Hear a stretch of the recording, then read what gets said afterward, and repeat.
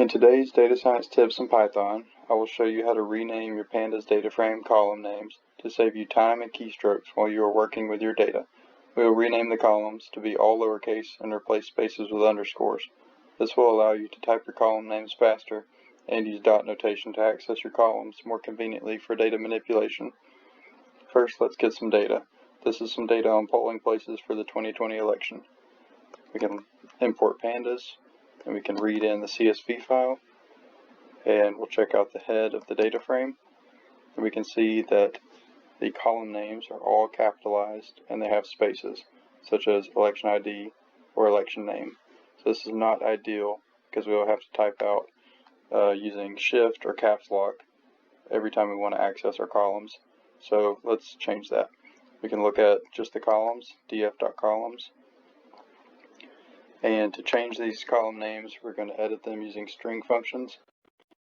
We can string functions by using .str after columns, and then we'll use the first function we're interested in is lower, and that will lowercase each character. So we run that, and we see county, election ID, they've all been lowercased. So now that we've got that part solved, we can use the replace function to replace all spaces with underscores.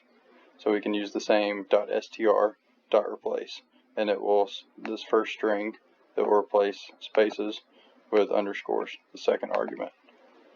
So we run that. As we can see, election ID now has an underscore, election name now has an underscore. So now that we've figured out how to do each task separately, we can chain these methods together. So we'll do df.columns.str.lower.str.replace.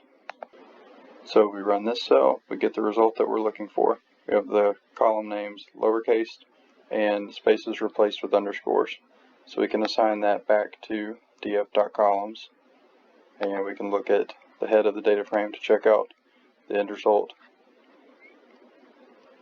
Now that we have our column names formatted, you can check out the next video in the series to see tips on how to begin analyzing data in Python using Pandas. If you liked the video, please leave a like and subscribe. Thanks for watching.